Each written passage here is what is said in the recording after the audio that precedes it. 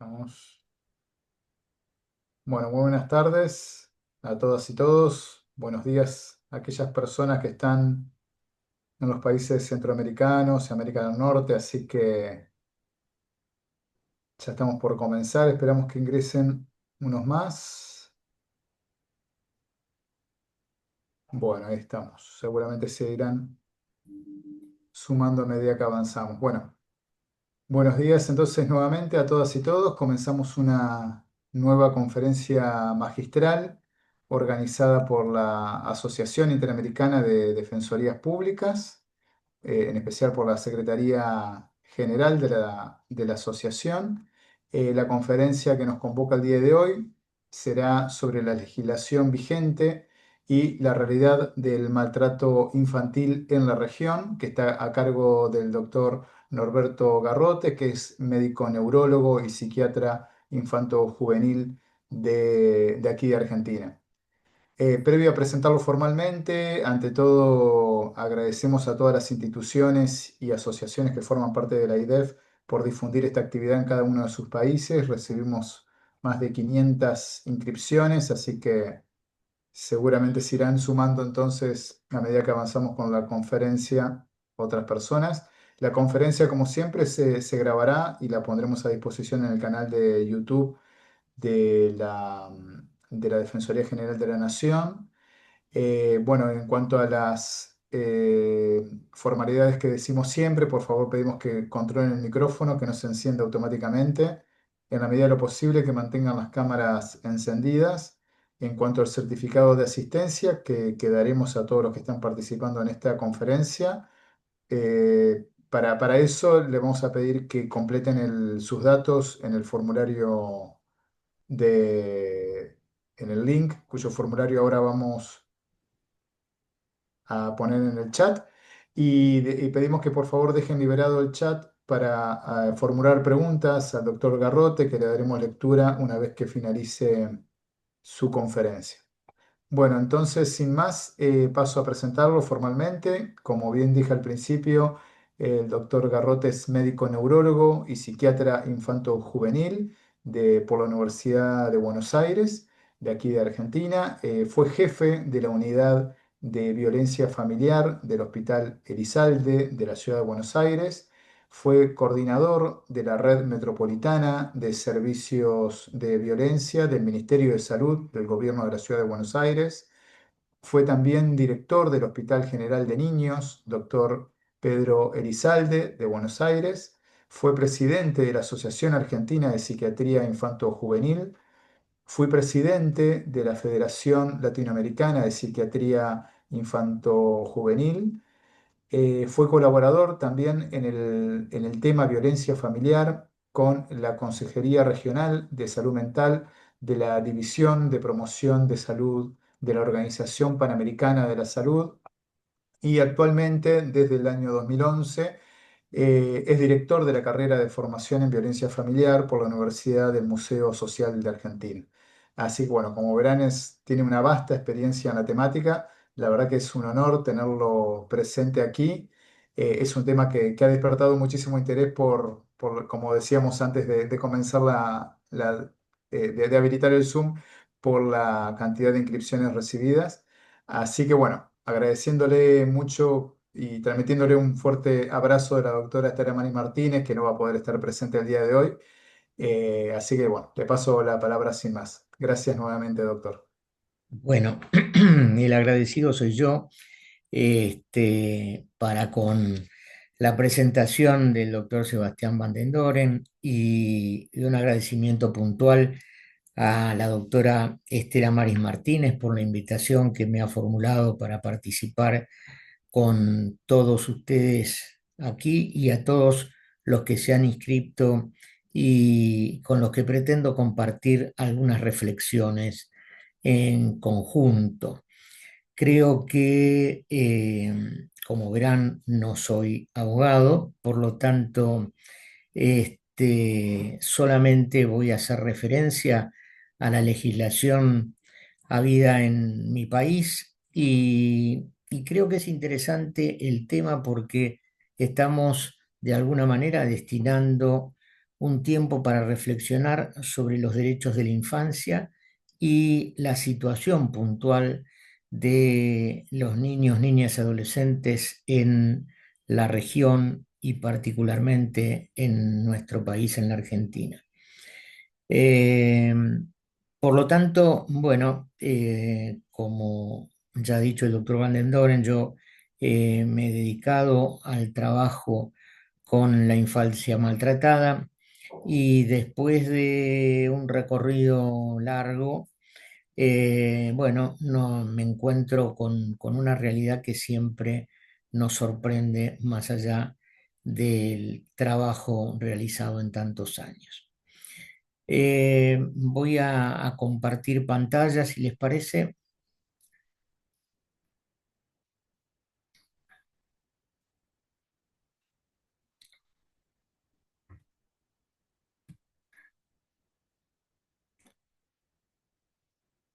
Bueno, este, lo que me parece importante tener presente es algunas consideraciones que hace la Organización Mundial de la Salud en el 2022, donde dice que casi 3 de cada 4 chicos entre 2 y 4 años sufren con regularidad castigos corporales o violencia psicológica de la, madre de la mano de sus padres o cuidadores.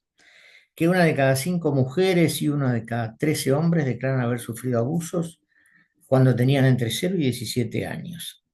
120 millones de niñas y mujeres jóvenes de menos de 20 años han sufrido alguna forma de relación sexual forzada. Que el maltrato infantil engendra, entre otras cosas, problemas en la salud física y mental que muchas veces tienen una repercusión de por vida, sin olvidar las consecuencias sociales y laborales que tienen en el desarrollo económico y social de un país. Con frecuencia el maltrato infantil queda oculto y solo una parte de los chicos que son víctimas de los malos tratos recibe en algún momento el apoyo de profesionales de la salud. Y un niño que ha sufrido abusos tiene más probabilidad de abusar de otros cuando llegan a la edad adulta y a veces, digo yo, no tan adulta, de tal modo que la violencia se transmite de una generación a otra. Y por ello, interrumpir ese ciclo es importante y al hacerlo generar efectos positivos que abarcan varias generaciones. Yo traje estos datos estadísticos de la violencia contra la infancia en América Latina y el Caribe que puso a consideración UNICEF en el 2022 y dice que casi 2/3 de los chicos y niñas con edades comprendidas entre los 0 y 14 años en América Latina y el Caribe son objeto de alguna forma de disciplina violenta en el hogar. Y los porcentajes superan el 80% en Haití, Jamaica y Suriname. Esto me parece que es un dato importante a tener presente. Dicen también que alrededor de 1 de cada 10 muertes de niños, niñas y adolescentes en la región ocurre como consecuencia de un homicidio y es la principal causa de muerte entre los adolescentes de 10 y 19 años. La tasa de mortalidad por homicidio entre niñas, niños y adolescentes de la región es 4 veces superior a la mundial. Los 5 países con tasas de homicidio más altas en el mundo entre niñas, niños y adolescentes se encuentran en América Latina y el Caribe.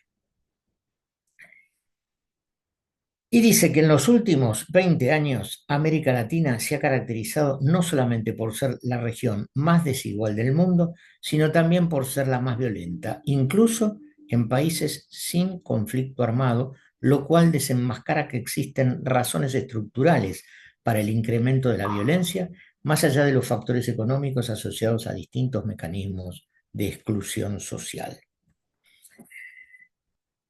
En otro informe de la CEPAL, también del 2022, revela que la tasa de pobreza extrema en América Latina aumentó del 13,1 en el 2020 al 13,8 en el 2021. De acuerdo con la misma fuente, el dato citado implica un retroceso de 27 años, lo cual significa que la cantidad de personas en pobreza extrema pasó de 81 a 86 millones de personas. La pobreza y la exclusión social son importantes factores impulsores de la violencia en todas sus formas. Y actualmente en la región, 70 millones de los 195 millones de niños, niñas y adolescentes viven en la pobreza y 28,3 millones se encuentran en una situación de pobreza extrema, por lo que sufren de privaciones en educación, salud, acceso a los alimentos nutritivos, agua y saneamiento.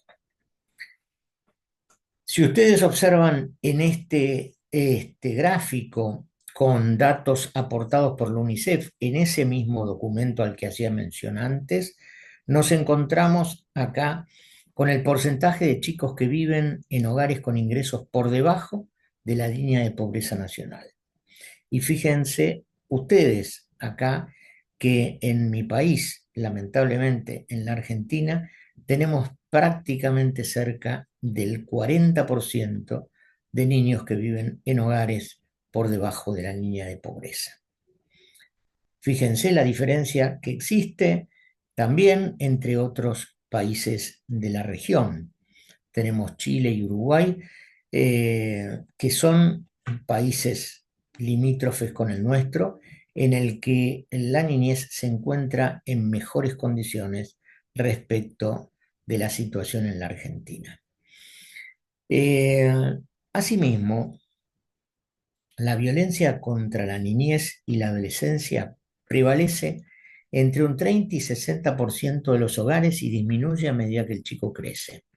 Y en América Latina y el Caribe se estima en promedio un 55,29% de agresión física y un 48% de agresión psicológica en la crianza. Una de cada dos familias utiliza la violencia como práctica de disciplina. Y acá vemos también cómo en este gráfico que aporta el mismo trabajo, cualquier forma de violencia la ven ustedes acá con un color mucho más oscuro. Luego la agresión psicológica en un celeste más claro. El castigo corporal severo son estas en color bordó, en general todas más bajas, y otros tipos de castigo físico nos encontramos con estas de color violeta. Lo cierto es que nosotros también en la Argentina tenemos una situación muy particular con el maltrato infantil, porque vemos entonces que cualquier forma de disciplina violenta está presente casi en un 60% de los chicos de nuestro país. Fíjense la situación de Jamaica, de Haití y de Suriname, tal cual estaba explicitado en el artículo al que hacía referencia. Lo cierto es que es interesante también tener presente que se observa un desequilibrio entre la elevada proporción de chicos y niñas que sufren castigo corporal y el porcentaje de madres que consideran una forma necesaria de disciplina. Miren lo que ocurre en la Argentina.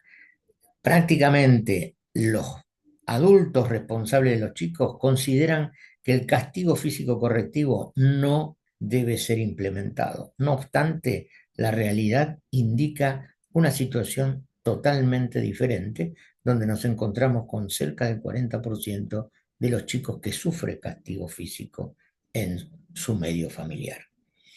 Acá también tenemos la situación de el resto de los países de América. Y como veíamos también, lamentablemente, Jamaica, Haití y Suriname se encuentran con una niñez mucho más comprometida en ese sentido. Cabe notar que todas estas prácticas ocurren tanto en países con ingresos bajos, medios o ingresos altos. Esto también lo tenemos que tener presente. Lógicamente, es mucho más vulnerable la situación cuando nos encontramos con familias sumergidas en la pobreza o la indigencia. Y acá traigo puntualmente una situación de nuestro país. En esta observación que hace el Observatorio de la Deuda Social de la Universidad Católica Argentina con otras entidades como ETSA. Este trabajo se ha presentado por la Sociedad Argentina de Pediatría y vemos cómo lamentablemente en el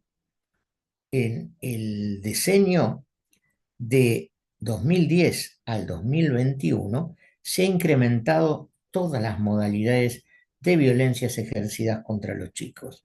Y vemos acá cómo se ha incrementado la agresión verbal, cómo la agresión física, cómo el grito llega prácticamente al 80% de los casos. Y esto se ve reflejado mucho más en el mismo trabajo, donde hace mención al impacto habido en los últimos 3 años, acá consignados, del 19 al 21. Del 2019 al 2021 ha habido un incremento sustantivo en lo que hace al maltrato físico, a la agresión física en los chicos de 0 a 4 años. Fíjense que son los más vulnerables, son los chicos que menos recursos tienen para poder sortear la agresión física. Y pasó del 2019 de 26,8% de los chicos al 42,1% en el 2021. Esto se da también en los chicos de 5 a 12 años, donde de 26,9 terminan en 39,1 y de 13 a 17, de 17% que pasa al 34%. Ustedes ven acá cómo, en base al estrato social, se despliega esta situación. Evidentemente, en el estrato trabajador marginal, la situación es mucho más complicada porque del 28,3 pasó al 55,7. En el estrato obrero integrado, del 26,6 al 34,7. En el estrato medio no profesional, del 12,9 al 22,7 y en el estrato medio profesional del 11,9 al 14,3. Quiere decir que en todos los estratos ha aumentado la violencia física para con los chicos y lamentablemente los más perjudicados es los chicos de 0 a 4 años. Y cuanto más comprometida la situación socioeconómica, más ha sido la violencia ejercida. Tengamos en claro que acá en el medio, en el 2020, nos encontramos con la pandemia como un elemento importante a tener presente. El encierro dio lugar a que el hacinamiento en muchos hogares aumentara sustancialmente la violencia ejercida en ellos. Y esto muestra un poco también el estado final en el que nos encontramos. Por lo tanto, a pesar de todo el trabajo que se viene desarrollando en relación a esta temática, la infancia está cada vez más comprometida. La Organización Mundial de la Salud dice que el maltrato infantil se define como cualquier forma de desatención que afecte a un menor de 18 años, abarca todo tipo de maltrato, el físico, afectivo, abuso sexual, desatención, negligencia, explotación comercial o de otra índole que vaya o pueda ir en perjuicio de la salud, el desarrollo, la dignidad del menor o poner en riesgo su supervivencia en el contexto de una relación de responsabilidad, confianza o poder. Alguien me dijo, no me pasa. Es decir, continúo que el maltrato infantil tiene que ver con las acciones a través del maltrato físico, del maltrato psicológico, porque ahí es la palabra la que en alguna medida descalifica, denigra, aparta, y el abuso sexual, como también las omisiones, cuando el niño no requiere de la asistencia desde el punto de vista psicológico o material para su subsistencia. Yendo entonces a lo ocurrido en nuestro país, nos remontamos a la Convención sobre los Derechos del Niño, que se logra firmar el 20 de noviembre del 89 en el marco de la Asamblea General de las Naciones Unidas. Y prontamente la Argentina no solo firma el documento, sino que también lo transforma en la Ley 23.849, sancionada en septiembre del 90. Es decir, que rápidamente nosotros firmamos y convertimos en ley este, estos principios de la Convención sobre los Derechos del Niño. Y en el artículo 19 dice que los Estados partes adoptarán todas las medidas legislativas, administrativas, sociales y educativas apropiadas para proteger al niño contra toda forma de perjuicio o abuso físico, mental, descuido, trato negligente o malos tratos o explotación, incluidos el abuso sexual, mientras el niño se encuentre bajo la custodia de sus padres, de un representante legal o de cualquier otra persona que lo tenga a su cargo. Poco tiempo después, en el 94, surge la Ley 24.417 de protección contra la violencia familiar. Y si bien tiene aplicación en la capital federal, se invita a las provincias a dictar normas de igual naturaleza reglamentada y es reglamentada en el 96. El artículo 2 dice que cuando los damnificados fueran menores incapaces, ancianos o incapacitados, los hechos deberán ser denunciados por representantes legales o por el Ministerio Público. Y también están obligados a efectuar la denuncia a los servicios asistenciales, sociales, educativos públicos o privados, los profesionales de la salud y el funcionario público en razón de su labor. El menor o incapaz podrá directamente poner en conocimiento de los hechos al Ministerio Público. Tengamos presente que esta ley fue de avanzada también porque permitió la posibilidad de que los chicos afectados tuvieran una reparación desde el punto de vista de su salud integral a través de la asistencia en los servicios públicos de salud. Más tarde, en el 98, surge la Ley 114 de protección integral de los derechos de niñas, niños y adolescentes. Y esta ley pone el acento en el interés superior, que se entiende por interés superior el sistema integral que conforma cada uno de los derechos a ellos reconocidos y los que en el futuro podrían reconocérseles. También enfatiza el derecho a ser oídos en cualquier ámbito cuando se trate de intereses o al encontrarse involucrado personalmente en cuestiones de procedimientos relativos a sus derechos. Y es interesante porque se crea en el ámbito de la Ciudad de Buenos Aires el Consejo de Derechos de Niñas, Niños y Adolescentes como un organismo especializado que tiene a su cargo las funciones que le incumben a la ciudad en materia de protección integral de los derechos de niñas, niños y adolescentes. Continuando con este historial en lo que hace al marco normativo, en el 2003 surge la 25.852, que establece una modificación al Código Procesal Penal de la Nación. En tanto, incorpora el artículo 250 bis,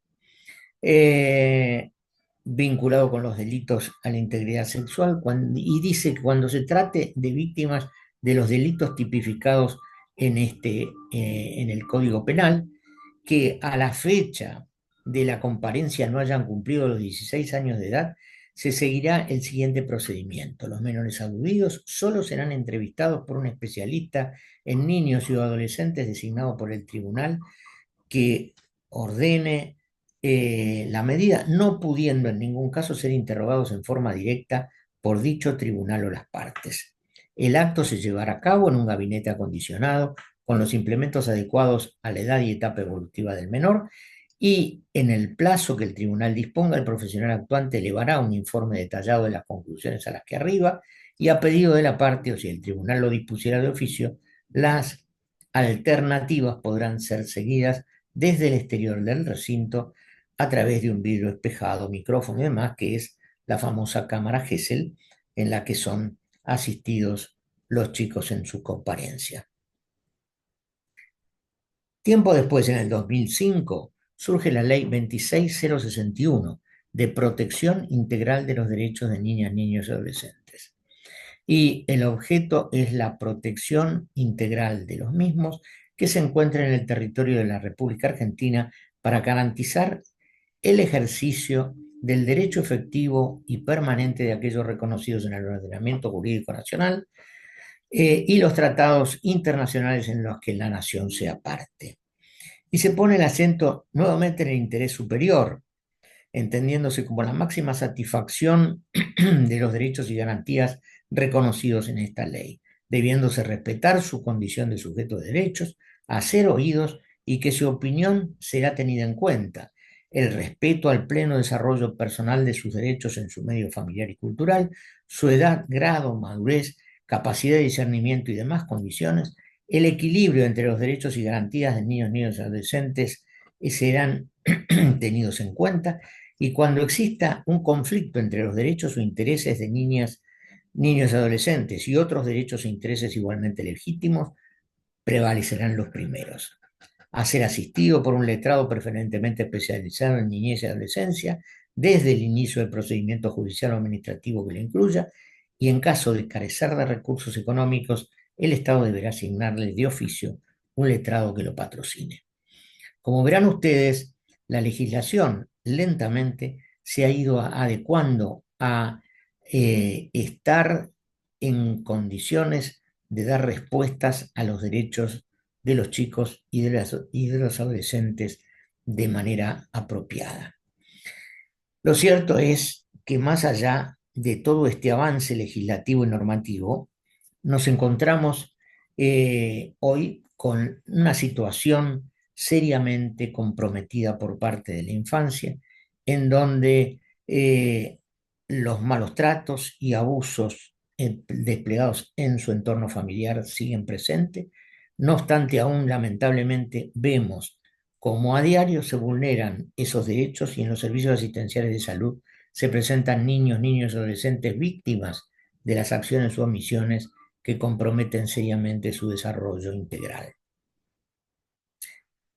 Ahora bien, el Comité de Expertos de Europa, en un informe que hace en el año 2000, dice que hay una fuerte evidencia de que los años más tempranos ejercen un impacto crucial en la salud mental durante el resto de la vida, y que el desarrollo de estrategias para promover la salud mental de chicos pequeños es, por lo tanto, de importancia fundamental.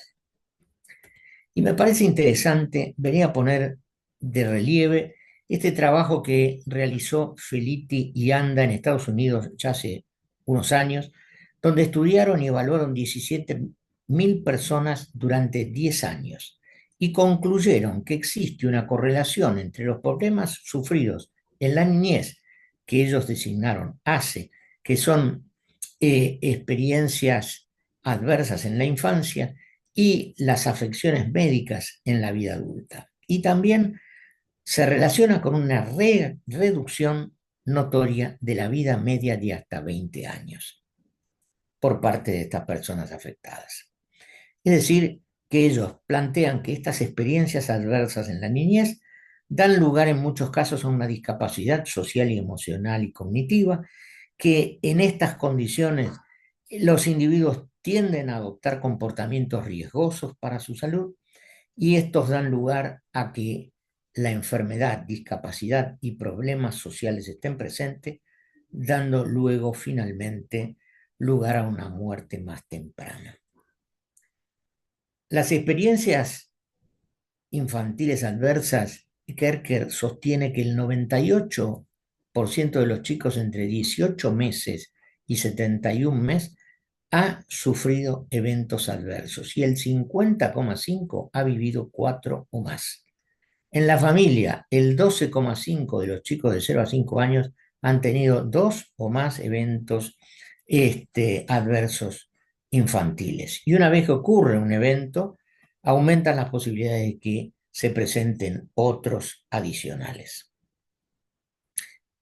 Las experiencias adversas infantiles, ¿cuáles son? Y Felitti, el mismo autor, dice que son el maltrato emocional, maltrato físico, abuso sexual por contacto, madre o madrastra tratada violentamente, abuso de sustancias en el hogar, separación de los padres o divorcio y encarcelamiento de un miembro de la familia. En un trabajo más reciente de Sánchez y Vázquez, esta cantidad de experiencias adversas la divide en 4 ítems. El abuso y la negligencia, donde nuevamente están presentes el maltrato, la negligencia, el maltrato físico, ¿no es cierto?, tanto como el emocional, la violencia sexual, sino también la disfunción familiar, donde está presente la violencia contra la mujer en la pareja, el abuso de sustancias tóxicas, enfermedad mental en los cuidadores, divorcios complejos, internamiento penitenciario de algún progenitor, conflictividad interparental, fallecimiento de uno de los progenitores, y luego tenemos la adversidad en el entorno, en tanto ser testigos de la violencia en la comunidad, inseguridad en el barrio, pérdida de la confianza o de relaciones en el barrio, discriminación por raza, religión, cultura, sexo u orientación sexual, exclusión social, infravivienda, acoso entre pares, problemas escolares, institucionalización del sistema de protección, aislamiento social, pobreza, bajo nivel socioeconómico, falta de habilidades sociales, desastres naturales, guerras y pandemia global. Vean ustedes cuántos elementos están presentes en estas experiencias adversas en la infancia. Y entonces estos mismos autores hacen mención que estas experiencias dan lugar a una situación traumática que genera un estrés tóxico en el sistema neuroendocrino e inmunológico, con alteraciones estructurales en el sistema nervioso central, alteraciones inmunológicas y alteraciones neuroendocrinas, dando lugar entonces a cambios epigenéticos, con cambios anatómicos y funcionales, cambios conductuales, emocionales, trastornos en la salud mental y deterioro cognitivo y del aprendizaje y la memoria. También enfermedades inmunológicas, autoinmunes y enfermedades crónicas, como enfermedades cardiovasculares.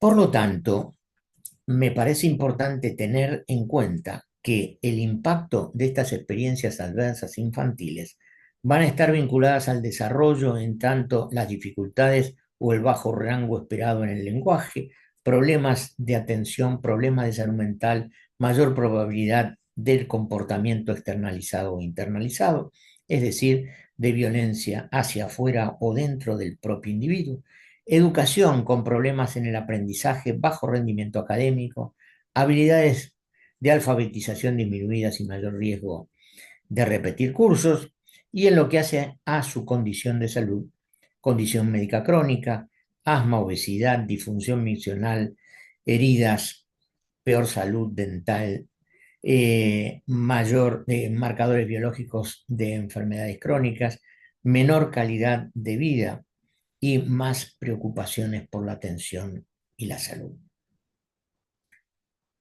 Los traumas infantiles tenemos que también tener en claro que dan lugar a consultas en los servicios de emergencia con asiduidad, pero más del 75% de los abusos pasan inadvertidos por fallas en el reconocimiento de sus signos por parte de los profesionales.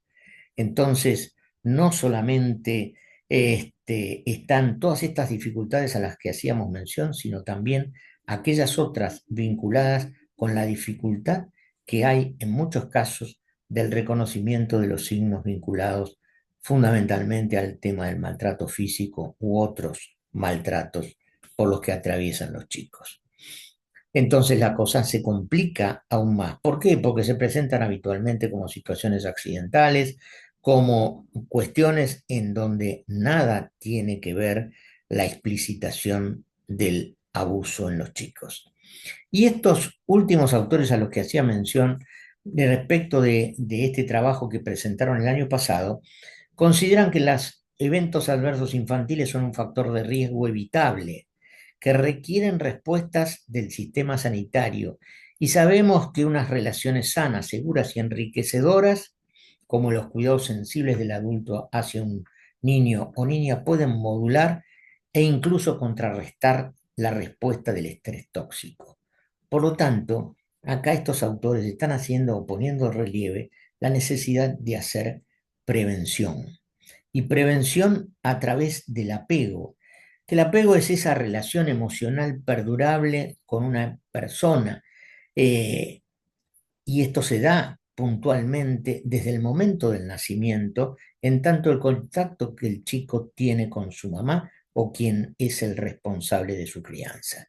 Y dicha relación produce seguridad, sosiego, consuelo, agrado y placer, y la pérdida o amenaza de la pérdida de la persona evoca una intensa angustia. Una relación sólida y saludable con un cuidador primario tiene una alta probabilidad de crear relaciones saludables con otros, mientras que un pobre apego con la madre o cuidador parece estar asociado a un sinnúmero de problemas emocionales y conductuales más tarde en la vida. El hecho de formar vínculos es un proceso de crear apego, de crear una conexión emocional. Y los científicos sostienen entonces que el factor más importante en la creación de apego es el contacto físico positivo. Abrazar, aproximar, mecer al chico. Y que la sensibilidad parental tiene que estar transmitida por medio de las miradas, de las sonrisas, de las caricias, del tono de voz y de la sincronía conductual que se ejerza con ellos. Lo cierto es que la falta de ese apego trae un maternaje carente de sensibilidad, experiencias de un vínculo inseguro con sus padres, y estos acontecimientos provocan fallas en el proceso adaptativo del chico. Los niños con problemas de apego tienen retraso en el desarrollo motor, como veíamos antes, del lenguaje cognitivo, hábitos alimentarios extraños, retraídos, evitativos, emplean conductas primitivas, inmaduras y bizarras cuando se sienten angustiados o amenazados. Tienen problemas emocionales, depresión y ansiedad, es común el apego indiscriminado, no desarrollan una adecuada autoestima, copian las conductas abusivas de los adultos, ya que es la forma correcta de interactuar que ellos han aprendido. La agresión y la crueldad en su interacción está presente. Hay una falta de empatía y pobre control de los impulsos. Por lo tanto, creo que estamos ante el compromiso de ver antes y producir acciones para evitar la ocurrencia del maltrato. Dejar de estar siempre detrás de los acontecimientos seriamente instalados y poder entonces evitar que la población infantil tenga serias consecuencias a futuro. Y en este sentido, pretendo destacar este programa llevado adelante justamente en Jamaica, uno de los países en donde más evidente era el tema del castigo físico, y este programa lo financió el Banco Interamericano de Desarrollo y publicó en octubre del 2022, perdón, este documento, donde el programa se llamó Reduciendo la crianza coercitiva a través de visitas al hogar, y midió el impacto de un programa de crianza dirigido a comunidades vulnerables de Jamaica. Y decíamos, como al principio, que Jamaica tiene una tasa del 75% de niños y niñas pequeños que están expuestos a castigos físicos, y la tasa disminuye un poco al 65% cuando nos extendemos a los 5 a 14 años. ¿Cuáles fueron los resultados? Mejor, antes de los resultados, es importante tener en claro que este programa se desarrolló en el contexto del Programa de Seguridad Ciudadana y Justicia implementado por el Ministerio Nacional de Seguridad de Jamaica, que se dirigió a jóvenes en riesgo en 50 comunidades vulnerables de 8 parroquias de Jamaica. La intervención incluyó visitas a domicilio de una persona formadora en crianza cada 2 semanas durante 6 meses. Y lo interesante es que esta persona formadora en crianza formaba parte de su entorno social, es decir, era un formador que había sido entrenado para trabajar en su propio vecindario. La participación también tuvo que ver en 3 sesiones de talleres de formación en grupo. ¿Y cuáles fueron los resultados? Que la intervención condujo a una disminución de 25 a 30 puntos porcentuales en los gritos frecuentes y de 10 a 15 puntos porcentuales en las palizas frecuentes. Utilizando estimaciones del modelo de referencia 5 variables, representaron una caída del 35% en lo que tuvo que ver con los gritos frecuentes y un 32% en la probabilidad de observar estos comportamientos en relación al grupo control. Por lo tanto, vemos cómo un trabajo temprano evita situaciones a futuro de manera significativa. ¿Y qué pasa en nuestro país, en la Argentina? Sabemos que la pobreza infantil en la Argentina afecta a un elevado porcentaje de chicos. El Observatorio de la Deuda Social de la Universidad Católica Argentina el año pasado, en el primer cuatrimestre, puso de relieve que el 62,9% de los chicos vive en hogares pobres. Y esto no es un dato menor. Y que en esas condiciones las familias tienen menos recursos educativos y experiencias vinculadas de vida con una crianza saludable. Quien no fue criado de manera apropiada mal puede ejercer una crianza sensible y saludable. Asimismo, asumen conductas coercitivas violentas en la crianza. En muchos casos no hay un control de salud en el lactante. No solicitan atención ante el manejo de conductas impulsivas. El embarazo adolescente es un factor de riesgo suplementario. Es aquel joven que no ha completado su desarrollo y tiene que hacerse cargo de una crianza para la que no estuvo preparado. Y si bien conciben que no son adecuados el castigo correctivo violento, dichas conductas son prevalentes en casi el 80% de las familias argentinas.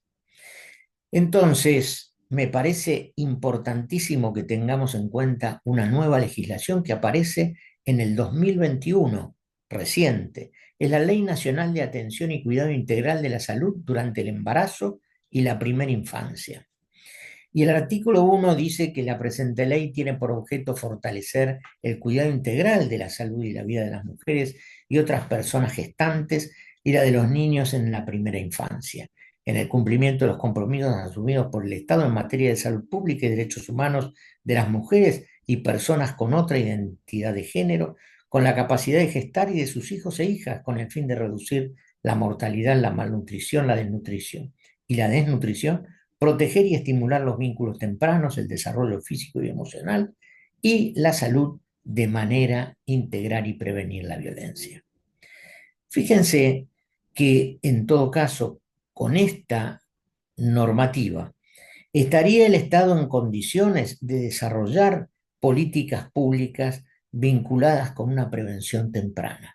Y lamentablemente nos encontramos con este producto final que compartimos entre todos, con los datos estadísticos que nos dejan perplejos.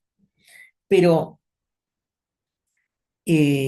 con satisfacción encontré que el año pasado, en el 2024, se entregó este documento con un diagnóstico comunitario de estudio de conocimientos y actitudes y prácticas en la provincia de Entre Ríos, en la ciudad de Concepción del Uruguay, con un objetivo vinculado hacia una crianza respetuosa, sensible y saludable de niñas y niños de 0 a 6 años. Y a propósito de este documento, la representante adjunta de UNICEF en la Argentina dice textualmente: este documento no solo busca presentar resultados de investigación, sino también convocar a la acción. Es una invitación a madres y padres y cuidadores, educadores, funcionarios públicos y a la sociedad en general a reimaginar una crianza como un acto de amor, respeto y responsabilidad colectiva. La crianza no es un acto privado ni automático, sino una práctica social con hondas implicancias. La sociedad que deseamos construir mañana se está gestando en los brazos, palabras y miradas de quienes cuidan hoy. Y me parece esto sumamente relevante para tener en cuenta y para invitar, en todo caso, al Estado con políticas públicas que pongan el énfasis en esta necesidad que tenemos, con todos los documentos que dan lugar a que trabajo de esta naturaleza seguramente va a ser promisorio. Y a propósito de esta investigación última, nos encontramos con 6 resultados. El primero dice que la feminización del cuidado es una barrera arraigada, pero con oportunidad para hacer entonces un trabajo y una participación masculina y redistribuir las tareas en la crianza. El punto número dos, que el maltrato y la violencia siguen presentes en la crianza de los chicos. Y las barreras principales para el cambio en esta actitud son dos: la normalización de la violencia en la crianza y la creencia que se transmite transgeneracionalmente en una disciplina impuesta a través de la violencia. El punto 3, que existen oportunidades desaprovechadas en el aprendizaje y estimulación en los hogares. Evidencian una baja frecuencia de prácticas como la lectura, el canto, el juego y por la prolongada exposición de chicas y niños a dispositivos electrónicos. El punto 4, existen barreras para el cambio relacionadas con la desinformación sobre la alimentación nutritiva, a la vez que hay normas que refuerzan hábitos alimentarios poco sanos. El 5 dice que la articulación de proveedores de servicio, ¿m?, es importantísima, pero con la necesidad de fortalecer la integración, coordinación y generación de la información para una atención integral de la primera infancia.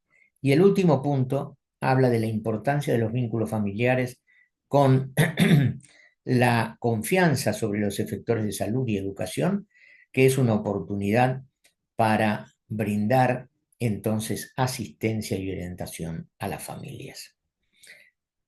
Por lo tanto, con esto termino diciendo que lamentablemente nos encontramos con una situación muy complicada respecto de la infancia en nuestra región, pero tenemos todavía posibilidad de recurrir a modalidades que permitan cambiar esta ecuación con muchos menos costos desde todo punto de vista a la hora de obtener resultados.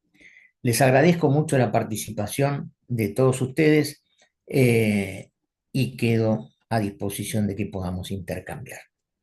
Gracias nuevamente. Bueno, muchísimas gracias, doctor Garrote. La verdad que interesantísimo lo que nos contó. Así que, bueno, abrimos el diálogo entonces. Si alguien quiere formular algún comentario, alguna consulta, alguna pregunta. Bueno, como verá, doctora, y en el chat van apareciendo mensajes de agradecimientos, porque la verdad que fue con una claridad muy buena, mostrando una realidad muy preocupante también, así que Sí, me parecía interesante poder compartir con todos y que cada uno podamos reflexionar respecto de nuestro papel también. mm, sí, un desafío importante. Bueno, ahí consultan por el material. Le consulto si el PowerPoint se podría difundir o en todo caso algún material que usted considere que podamos nosotros transmitir a todos los... Bueno, Sí, están pidiendo los datos estadísticos, más que nada, bueno, supongo que por la información que tiene el PowerPoint vale mucho, así que para el sí, trabajo diario, ¿no? no tengo inconveniente, sí, en que se transmita el PowerPoint porque, bueno, ahí están justamente los documentos que, que ponen de relieve la información que yo transmití. No era mía personal, sino busqué que estuviera refrendada por los organismos internacionales que están trabajando sobre la temática. Perfecto. Bueno, mire, han aparecido algunas consultas, una de Ada Luz Mancilla, que bueno, por un lado reconoce la exposición suya, y en relación a la actualidad sobre la temática planteada, consulta, bueno, qué está pasando con la ley Lucio, que no es que no es efectiva en las provincias. Bueno, ahí le paso la palabra, gracias. Bueno, yo creo que la ley Lucio es una ley más que está puesta en la posibilidad que todo agente público, más allá de dónde se desempeñe, tenga la posibilidad de hacer un reconocimiento temprano de una situación irregular por la que atraviesa un niño y poder, en todo caso, denunciar de acuerdo a esas características. Lo que yo decía también, que si de pronto es difícil a veces hacer una apreciación y una valoración por parte de profesionales que están más en contacto con estas realidades, es cierto que se hace mucho más difícil tal vez llevar esto adelante en otros resortes de los estamentos públicos, pero me parece que eh, el tema de la ley Lucio surgió como consecuencia de justamente, de la no observación apropiada en el ámbito de la institución escolar como de las instituciones de salud a propósito de las reiteradas intervenciones que tuvieron respecto de ese caso puntual. Y esto muestra un poco lo que yo les planteaba antes. Todavía hay una creencia respecto de lo ideal de las familias y que el niño seguramente en el mejor lugar donde puede crecer y desarrollarse es en su propio entorno familiar. Y a veces nos encontramos que esta realidad termina siendo un mito, ¿no? No es, no es tan así. Eh, la realidad indica muchas veces otra cosa distinta. Entonces, el tema de la ley Lucio lo que trae aparejado es la posibilidad de instruir de distinta manera en todos los ámbitos a todos los agentes públicos en el reconocimiento y la detección temprana del maltrato. No sé si fui eh, claro en esto, no conozco cuál es la incidencia que tiene la ley en las distintas provincias de Argentina. Muy, muy claro, doctor. Otra pregunta que, bueno, por dos lados, dos personas, por un lado Giovanna Pazmiño y también de Panamá, preguntan, bueno, si sabe cómo ha influenciado la migración en el maltrato infantil, más que nada cuando son víctimas los niños que muchas veces quedan a cargo de familiares o amigos en otros países. Así que o migran los padres y los niños quedan en sus hogares. Sí, evidentemente hay situaciones que dan lugar a que los factores de riesgo puedan sumarse a la hora de trabajar cada caso en particular y, y la existencia del maltrato está íntimamente vinculada a, a situaciones múltiples. No hay una relación causa-efecto única. Acá veíamos la pobreza, no es la única que tiene que ver en la existencia del maltrato. Si bien es cierto, es un factor de riesgo más e importante a la hora de los resultados que nosotros expresamos. Pero evidentemente el tema de la pobreza, por ejemplo, que es un factor de riesgo, se le suma también la ignorancia o la falta de educación cuando un papá no tiene la menor idea respecto de las necesidades que un chico tiene en los distintos momentos de su desarrollo. Y esto es un factor de riesgo agregado. Eh, a veces esto da lugar a que haya chicos que quedan al cuidado de otros chicos, no midiendo el riesgo que esto ocurre cuando se los está exponiendo de esta manera sin la presencia de un adulto responsable que pueda hacerse cargo de las necesidades que tiene, por ejemplo, un lactante o un chico pequeño. Entonces, hay muchas variables. El tema de la migración también es otro factor de riesgo al que hay que tener presente. Y muchas veces cuando el niño queda en manos de quienes no tienen un compromiso puntual con ese pequeño en particular. y entonces no le dan toda la asistencia que merece desde todo punto de vista. Por eso hacíamos mención a que no solamente están presentes las acciones, sino también las omisiones. Cuando hay un descuido en lo que hace a la necesidad que tiene todo chico de recibir el afecto, la contención y el estímulo por parte del adulto. Cuando ese chico es rechazado, cuando ese chico tal vez se lo echa de la casa y le dice no te quiero ver más y se lo expone, por ejemplo, a estar fuera de la casa por horas. Esas situaciones son sumamente traumáticas y no hubo ningún golpe, no hubo más que un grito y una acción que tiene que ver entonces con el descuido que se ha hecho puntualmente sobre él.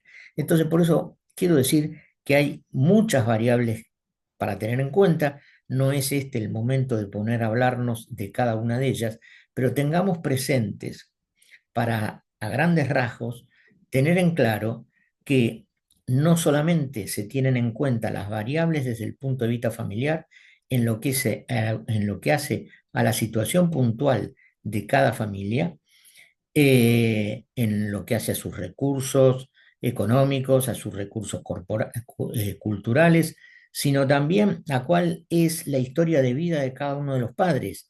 Quien ha recibido malos tratos seguramente está más proclive a ejercer una crianza de esa misma manera. Además de la familia, hay que tener en cuenta entonces el contexto social en el que se mueve esa familia y la relación que hay con esos vínculos sociales. Entonces, mucho vamos a ver de aislamiento familiar cuando no está integrado en la sociedad a través de instituciones intermedias, el club, la sociedad de fomento y toda una serie de cosas que forman parte de una apoyatura importante a tener presente en ese núcleo familiar. Además, también el contexto, además de este contexto social, las características que tiene cada una de las culturas a la hora de la crianza en términos generales. Pero bueno, hasta ahí. Sí, clarísima la respuesta también. Otra pregunta, bueno, vinculada a la degradación del lenguaje y la violencia. ¿Qué opinión le merece? La degradación, perdón. Del lenguaje y la Ujú. violencia. Sí. Yo creo que eso es una cuestión importantísima que no podemos perder de vista. Sí, lamentablemente estamos en un mundo donde la violencia se ha naturalizado y, y actuamos de tal manera en todos los ámbitos. Acá supimos decir que la violencia engendra violencia. Y es más que cierto, porque se promueve a través de una modalidad conductas que son nefastas en el manejo social. Evidentemente, esto habla de intolerancia. La violencia se instala cuando no se puede aceptar la diferencia, cuando no hay criterio para admitir que otro piense de una manera diferente. Y el hecho de aceptar las diferencias habilita a que podamos, en todo caso, establecer consensos. Y consensos no significa que todos pensemos igual, bajo ningún punto de vista. El tema es cómo logramos articular las distintas, eh, eh, los distintos puntos de vista que hay en infinidad de cuestiones. Acá estamos hablando en términos generales y la posibilidad de ofrecer respuestas aceptables y saludables para cualquiera. Acá no tenemos en cuenta la trascendencia que tiene la violencia institucional, la violencia en los distintos estamentos a los que estamos conectados todos los días, la violencia en la escuela, la violencia en los establecimientos de salud, la violencia en las instituciones judiciales, también a la hora de asistir a quien va en procura de tener un derecho consagrado y habilitado y se encuentra de pronto con modalidades expulsivas. Y esto pasa, digo, en todos los ámbitos. Si nosotros, cada uno de nosotros, no hacemos una reflexión profunda de cuáles son nuestras modalidades a la hora de vincularnos con nosotros, con los otros, mal vamos a poder ejercer una crianza saludable con los que tenemos a cargo. Y bueno, verá que van apareciendo otros comentarios, pero si le parece, bueno, le formulo una última pregunta porque ya estamos llegando, ya pasamos las 3 de la tarde, no queremos robarle mucho tiempo, pero una última pregunta vinculada a las redes sociales, si para usted es un factor de riesgo de maltrato infantil, también para niños, niñas y adolescentes. Sí, yo creo que las redes sociales, no son promotoras, en todo caso, de conductas saludables en muchos casos, a tal punto que estaba dando vuelta en estos días la prohibición de la conexión de niños a redes sociales, justamente para preservarlos. Hacíamos mención de la importancia que tenía en este último estudio que presenté, desarrollado en la Argentina, la influencia negativa de las redes sociales y la aceptación por parte de los responsables de los chicos a que los mismos estén conectados en redes sociales. Y esto trae aparejado situaciones sumamente complejas. Ustedes habrán visto lamentables situaciones vividas por adolescentes consumiendo redes sociales y conectándose con ellas. Ustedes tienen ahí eh, han surgido últimamente algunas series vinculadas con esta situación en lo que tiene que ver con adolescentes. Hay otra también llevada a cabo acá en la Argentina, que muestran un poco la realidad de los jóvenes. Y estos jóvenes no nacieron de la nada, entonces tienen un entorno familiar y social que muchas veces promueven conductas inadecuadas. Este, Acá también está vinculado como situación extrema de violencia el suicidio y cuánto negativamente funcionan las redes sociales a propósito de estas situaciones, donde muchas veces se replican modelos semejantes como consecuencia de lo transmitido a través de las redes. Perfecto, clarísimo, doctor, sí es una problemática de total actualidad. Ujú. Así que bárbaro. Bueno, si le parece bien, entonces, bueno, dejamos aquí. Vea que hay varios comentarios que han ido apareciendo, pero bueno, las consultas que fueron apareciendo aquí se las transmití. Así como les agradecemos a todas y todos por el interés, por estar atentos, atentas y con estas preguntas que fueron formulando. Entonces, ahí si le parece bien, doctor, usted nos hace llegar el PowerPoint y nosotros cuando enviemos los certificados por correo electrónico, ahí le adjuntamos el material y también han preguntado por su contacto, si por ahí podemos compartir su correo electrónico, si Sí, puede- sí, cómo no. Perfecto, ahí también entonces lo transmitiremos cuando enviemos los certificados. Perfecto. El agradecido soy yo por la invitación y por la atenta escucha de todos los que participaron y agradecido también por el reconocimiento de parte de todos ellos. Bueno, muchas gracias, doctor. La verdad que interesantísimo y seguiremos en contacto seguramente para una nueva charla en algún futuro porque es un tema muy interesante y seguramente mucho más para desarrollar. Así que seguiremos en contacto. Ahí. Doctor, muchísimas gracias, y les deseo buena tarde a todos. Bueno, muchas gracias. Igual a usted y igual a todas y todos aquí presentes. Hasta Ok. luego.